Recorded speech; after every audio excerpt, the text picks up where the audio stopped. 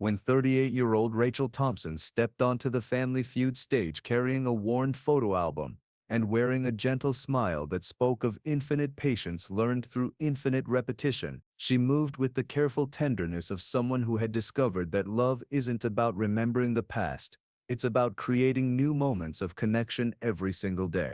But when she answered love that you give fresh every day to a question about what never gets old, she began sharing a story that would remind everyone watching that sometimes the most profound relationships exist, not in shared memories, but in the willingness to meet someone exactly where they are, over and over again. Rachel walked with the measured grace of someone who had learned to slow down, to speak clearly, to approach each interaction as if it were the first time, because for the person she loved most in the world, it always was the first time. There was something immediately compelling about her presence, not because her situation was tragic, but because she radiated the kind of deep peace that comes from finding meaning in repetition, beauty in routine, and love in the simple act of showing up for someone who might not remember you showed up yesterday. The Thompson family had made the journey from Portland, Oregon, with a mixture of gratitude and protective love surrounding the woman who had become both daughter and memory keeper. There was Margaret Thompson, 72, Rachel's mother, who sat quietly beside her daughter with the distant but gentle expression of someone whose mind had traveled to places the rest of them couldn't follow but whose capacity for receiving love remained completely intact. Rachel's husband, David, 41, a nurse who had watched his wife transform into a caregiver with skills and patience he hadn't known she possessed. Their teenage children, Emma, 16, and Michael, 14, who had learned about unconditional love by watching their mother care for a grandmother who forgot their names but never forgot to smile when they entered the room. The family was rounded out by Dr. Sarah Martinez, 54, Margaret's neurologist, who had become more than a medical professional. She had become a guide, helping the family navigate the complex landscape of Alzheimer's disease, while maintaining dignity, connection, and hope in the face of progressive memory loss. But it was Rachel herself who commanded attention, not because her caregiving was heroic, but because she had discovered something profound about love in its purest form, about relationship that exists independent of recognition, about the daily choice to create new moments of connection, even when yesterday's moments had vanished entirely. Rachel's journey as a caregiver had begun 3 years earlier when Margaret had been diagnosed with early-onset Alzheimer's disease. The diagnosis had come after months of subtle changes that the family had initially attributed to normal aging: forgotten appointments, repeated questions, difficulty following conversations. But as the symptoms had progressed, it had become clear that Margaret was experiencing something more serious than typical memory lapses. The early stages had been the most difficult emotionally. Margaret had been aware enough to understand what was happening to her, frightened by her increasing confusion, frustrated by her inability to maintain the independence and cognitive sharpness that had defined her adult life. Rachel had watched her mother struggle with the knowledge that her mind was betraying her, that the woman who had raised 4 children and managed a household and worked as a librarian for 30 years was gradually losing access to the memories and skills that had shaped her identity. But as the disease had progressed, something unexpected had happened. As Margaret's ability to form new memories had diminished, her capacity for experiencing joy in the present moment had somehow increased. She had become more affectionate, more easily delighted by simple pleasures, more present in ways that her busy, goal-oriented previous life had rarely allowed.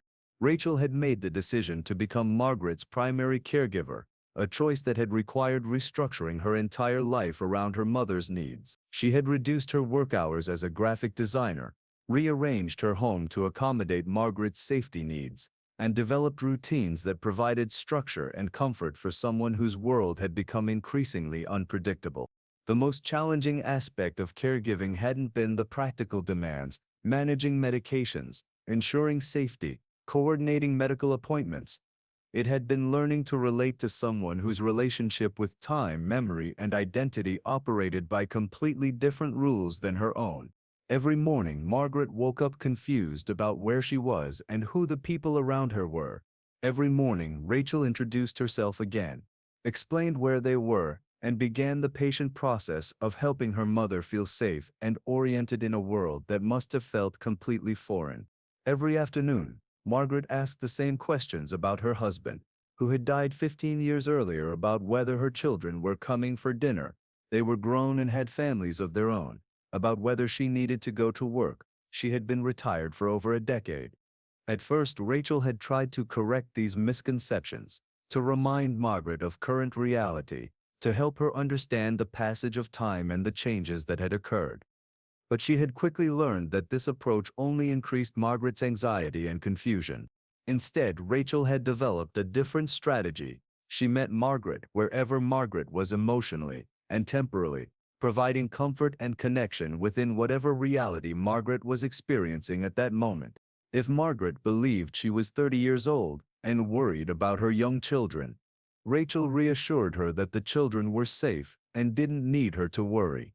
If Margaret thought she needed to prepare dinner for her husband, Rachel helped her set the table and talked about what a good meal they would have together. If Margaret couldn't remember Rachel's name or relationship to her, Rachel introduced herself warmly and focused on creating a pleasant interaction in the present moment, rather than struggling to restore recognition from the past.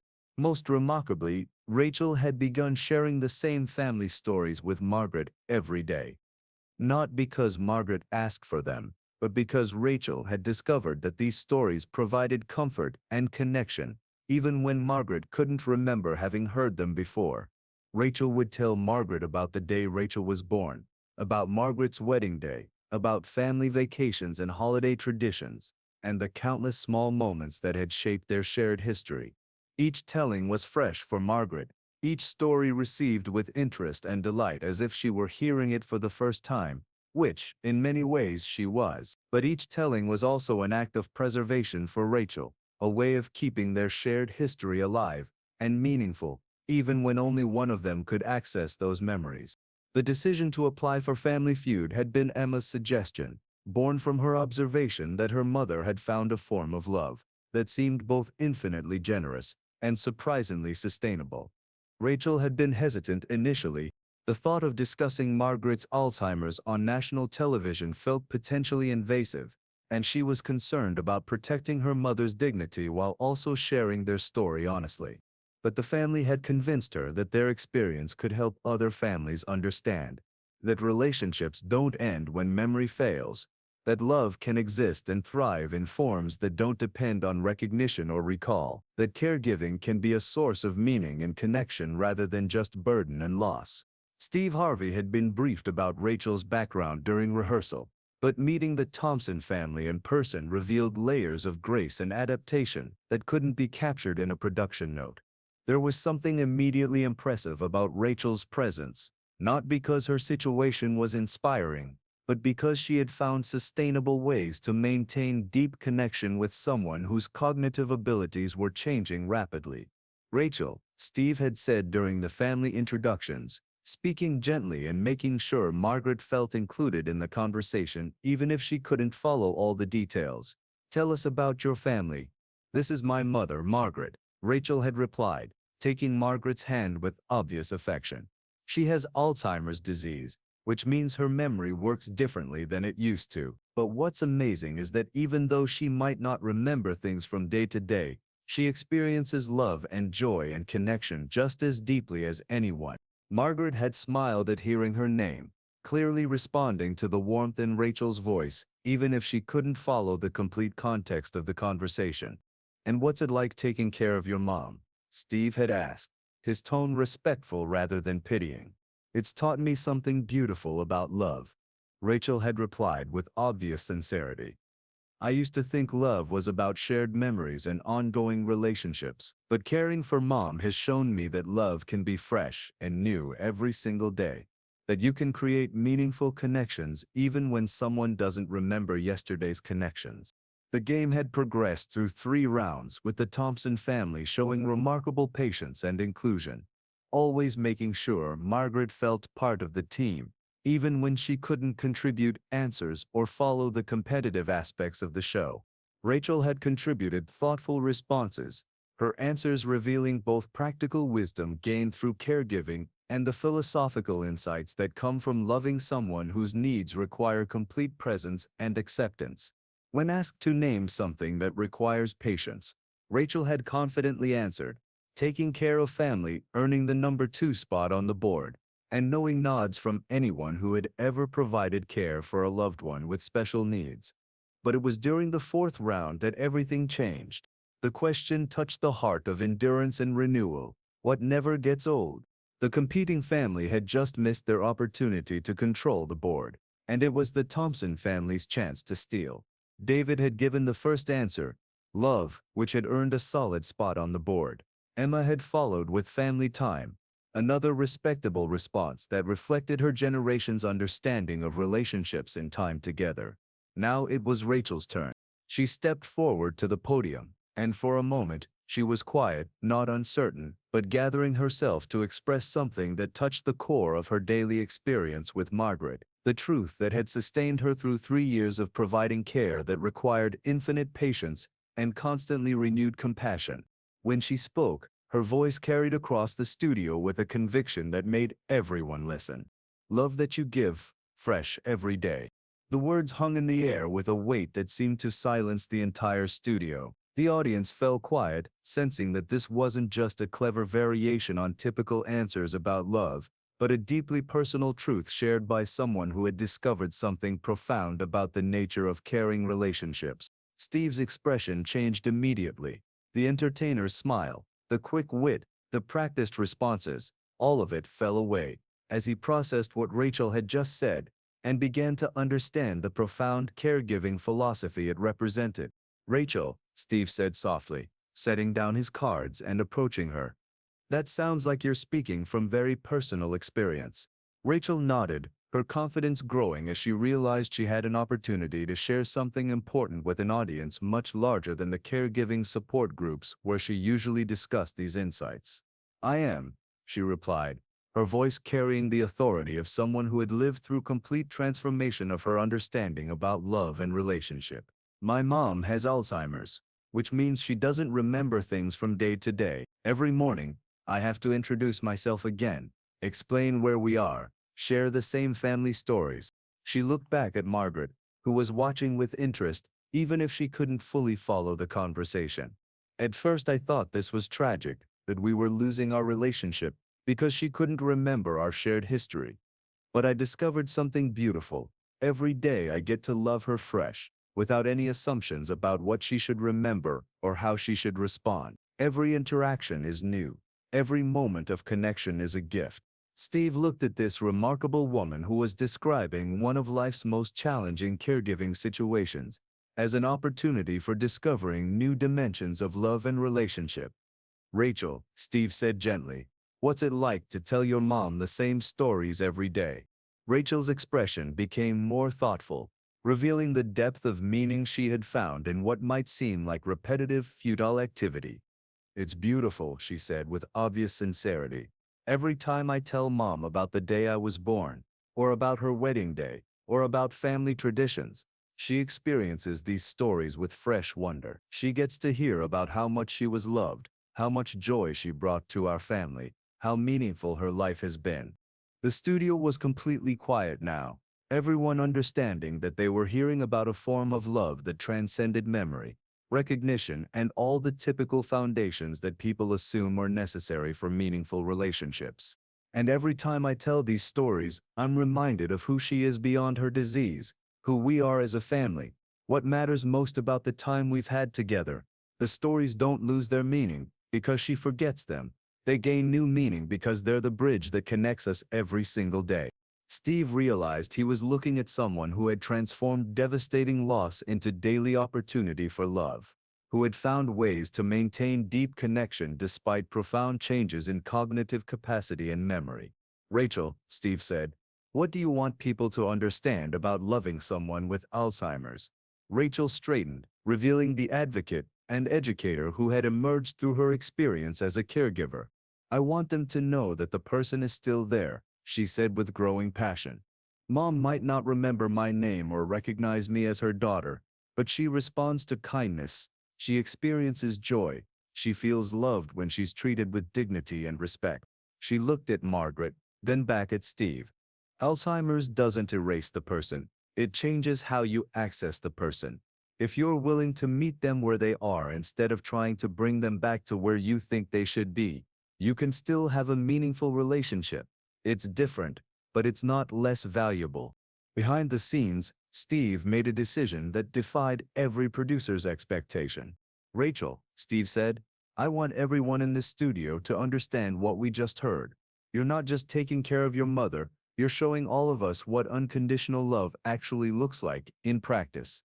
The audience began to react, not with pity for Margaret's condition or amazement at Rachel's sacrifice, but with genuine respect and recognition for someone who had discovered profound truths about love, caregiving, and the many forms that meaningful relationships can take.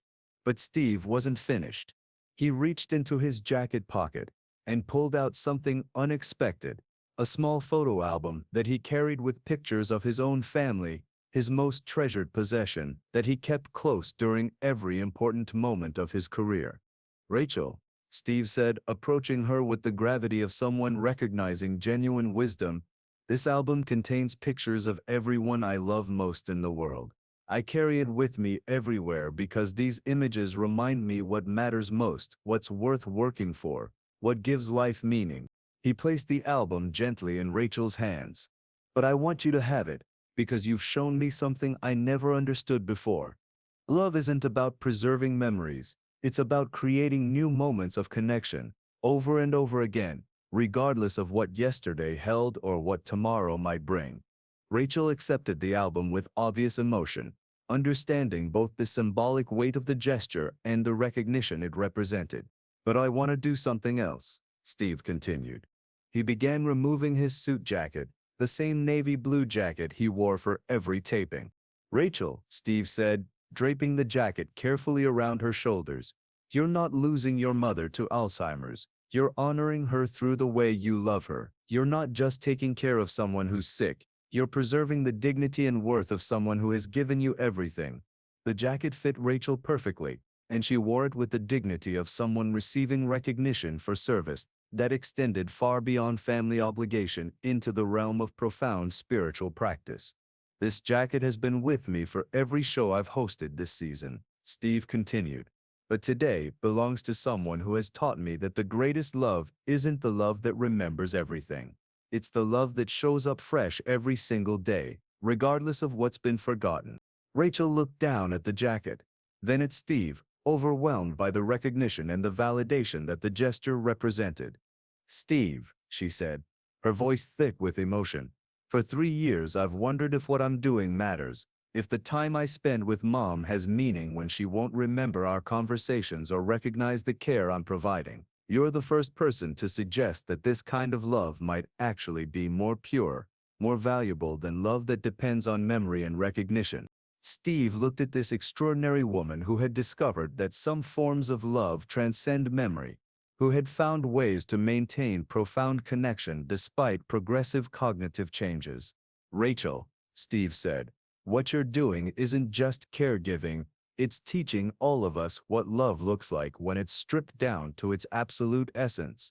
You're showing us that real love isn't about what someone can give back to you or remember about you. It's about the choice to show up with kindness and connection, day after day, because that's what love does. He turned to address the entire studio, including Margaret in his gaze, even though she might not follow all his words.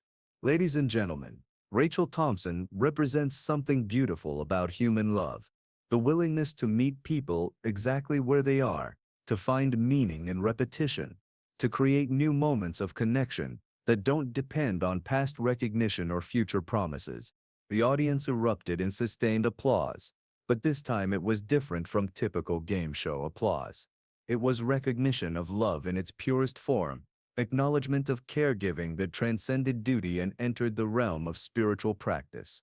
As the cameras stopped rolling and the audience began to file out, something remarkable happened. Person after person approached Rachel, not to express sympathy for her situation or amazement at her patience, but to thank her for teaching them something valuable about love, caregiving, and the many ways that meaningful relationships can exist and thrive. One elderly man approached with tears in his eyes. "My wife has dementia," he told Rachel. "I've been struggling with grief about losing the woman I married. But listening to you today, understanding how you found new ways to love your mother, you've given me hope that our relationship isn't ending. It's just changing into something different, but still valuable." 6 months later, the episode aired exactly as it happened, with sensitive editing that protected Margaret's dignity while sharing the family's insights about love and caregiving. The response was immediate and profound. Alzheimer's organizations across the country used the clip in training programs for caregivers and families. The episode became a resource for anyone struggling to maintain relationships with loved ones experiencing cognitive changes, demonstrating that connection and meaning are possible even when memory fails. But perhaps the most meaningful response came from other caregivers, who saw in Rachel's story validation that their daily acts of love mattered, that repetition could be meaningful, that relationships could thrive in forms they had never expected. Rachel returned to Portland with renewed confidence and expanded resources for her caregiving journey. Steve's gesture had given her not just material recognition, but spiritual validation that her approach to loving Margaret was valuable and meaningful. She kept Steve's photo album alongside her own family pictures, using it to create new stories to share with Margaret, stories about kindness, about families who loved each other in different ways, about the universal human experiences that connect us all regardless of what we can or cannot remember. Margaret continued to live in the present moment, experiencing each day fresh, finding joy in simple pleasures and responding to love with love. Even when she couldn't name its source, the family learned to measure their relationship not by what Margaret remembered, but by how she felt when she was with them, safe, valued, and cherished. Steve Harvey said in later interviews that meeting Rachel changed his understanding of love, memory, and what it means to care for family.